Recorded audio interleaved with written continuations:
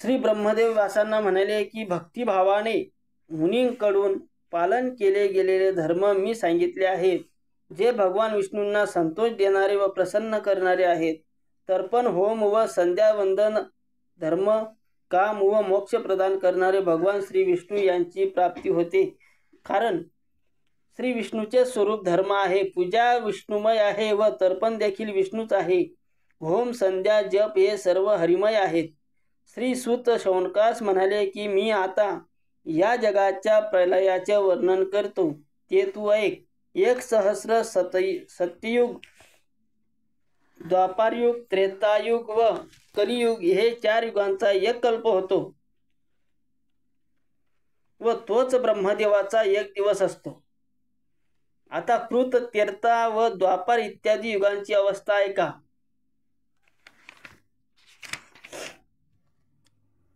कृतयुगात धर्माचे 4 प्रकार असतात, ते म्हणजे सत्य, दान, तप व दया हे होत.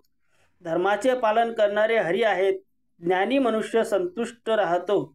त्यावेळेस कृतयुगामध्ये मनुष्याचे आयुष्य 4,000 वर्षे म्हणजे 4,000 वर्षे असायचे. कृतयुगाच्या शेवटी क्षत्रियांकडून ब्राह्मण, वैश्य व शूद्र जिंकले गेले. द्विजांपेक्षा अति बलवान व शूर श्री विष्णूने राक्षसांचा नायनाट केला. त्रेतायुगात धर्माचे 3च पाद शिल्लक राहिले, सत्य, दान व दया हेच ते 3 पाद होत. त्यावेळी मनुष्य यज्ञ करण्यात तत्पर असत व त्यामुळे संपूर्ण भूमी एक प्रकारे क्षत्रस्थान बनली होती. हरी मनुष्याकडून पूजित होण्यास योग्य होते. मनुष्याचे आयुष्य या युगात 1,000 वर्षे होती, म्हणजे 1,000 वर्षे होते. या वेळेस देखील क्षत्रियांनी राक्षसांचे हनन केले. द्वापार युगामध्ये धर्माचे 2च पाद राहिले. भगवान अच्युत त्यावेळेस पितवर्णी होते. मनुष्याचे आयुष्य त्या युगात 400 वर्षे होते. या युगात अल्पबुद्धीचा माणूस पाहून भगवान विष्णूंनी महर्षी व्यासांचे रूप धारण केले. त्या देवरूप महर्षींनी वेदांचे 4 प्रकार निर्माण केले व शिष्यांना शिकविले. ते पण तू समजून घे. पेल शिष्यास ऋग्वेदाचे ज्ञान दिले, जैमिनीस सामवेद, सुमंतास अथर्ववेद व महामुनीस यजुर्वेदाचे ज्ञान दिले. वैशंपायनाबरोबर सुतास पुराणाचे ज्ञान दिले. जो 18 पुराणांचे अध्ययन करतो तो साक्षात हरीला प्रिय असतो. पुराणांची 5 लक्षणं असतात. त्यात सर्ग, प्रतिसर्ग, वंश, मन्वंतराचे वर्णन व वंशानुचरित्र असते.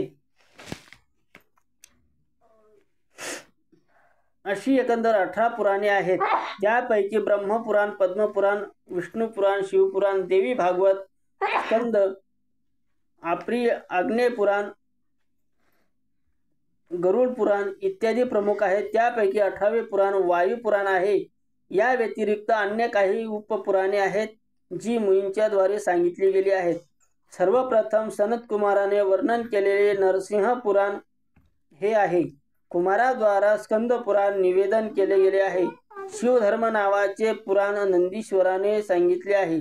दुर्वासाकडून आश्चर्य तर नारदाकडून उक्त पुराण सांगितले गेले आहे. कपिल वामन व उष्णाद्वारा कथित पुराण आहे. ब्रह्मांड वारुण व कालकी पुराण आहे. माहेश्वर सांब, सर्वार्थ संचय, पाराशय यांच्याकडून सांगितले गेलेले आहेत. मारीच व भार्गव पुराण आहे. हे शौनक मुने, न्यायमीमांसा, आयुर्वेदार्थशास्त्र, गंधर्वशास्त्र, धनुर्वेद अशा 18 विद्या सांगितल्या गेल्या आहेत. द्वापार युगाच्या शेवटी भूमीवर भयंकर पापांचा भार निर्माण झाला.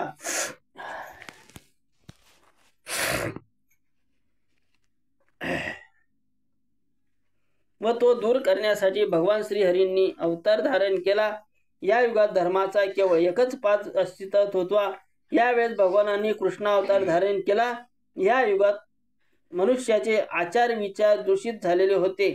दया राहिली नाही व सत्व रज या गुणांनी अस्तित्वच राहिले नाही. ज्यावेळेस सत्वगुणाचे बाहुल्य असते तेव्हा मन, बुद्धी, इंद्रिय या सत्वगुणांनी प्रेरित होतात. असे युग कृतयुग म्हटले गेले आहे.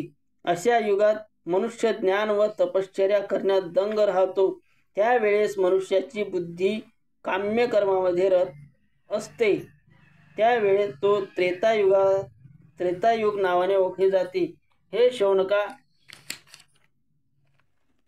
यालाच रजोगुणाची उत्पत्ती अथवा रजोगुणाचे वैभव म्हटले जाते.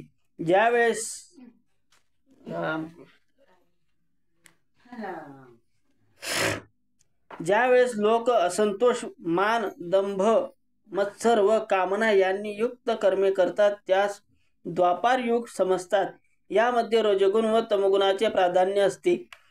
ज्यावेळेस नेहमी मिथ्या, आळस, निद्रा व हिंसा यांची कर्मे होत असतात, शोक, मोह, लोभ, भय, दैन्य इत्यादी दुर्गुणांचा सर्वत्र बोलबाला होतो तेव्हा युग कलियुग म्हटले जाते. यामध्ये केवळ तमोगुणाचेच आधिक्य असते. मनुष्य कामी व कटुभाषी बनतात. राज्य दुसऱ्याकडून केले जाते व वेद पाखंडी लोकांकडून दूषित केले जातात. हा सर्व कलियुगाचाच प्रभाव होय. कलियुगात राजे लोक इतके दुर्बल असतात की तेच प्रजाजनांकडे भिक्षेची याचना करतात. हे सर्व आपल्याच पालन पोषणात दंग असतात. ब्रह्मचारी लोक देखील व्रत रहित, अपवित्र व गृहस्थाश्रम स्वीकारणारे बनतील. तपस्वी लोक गावागावात निवास करून राहतील. संन्यास धारण करणारे व्रतस्थी हे सर्व धनाचे लोभी बनतील. चोरी करणारे, भरपूर आहार घेणारे दांभिक लोक साधुगण म्हटले जातील. भृत्य लोक आपल्या स्वामींचा त्याग करतील. शूद्र लोक दान ग्रहण करतील.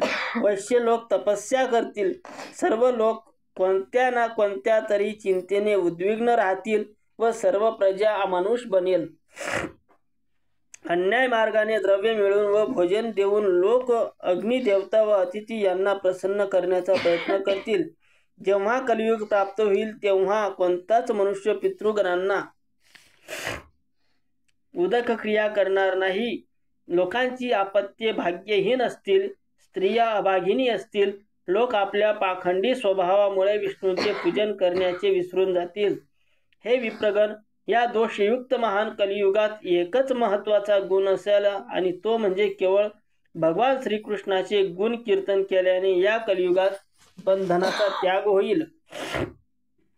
सत्ययुगात यज्ञाच्या द्वारे, त्रेतायुगात जपाद्वारे व द्वापार युगात परिचर्येद्वारे जे पुण्य फळ होईल ते फळ या कलियुगात केवळ भगवान श्रीहरीच्या नामसंकीर्तनाने मिळेल. म्हणून हे शौनका, भगवान श्रीहरीचे नित्य ध्यान व पूजन करावयास पाहिजे.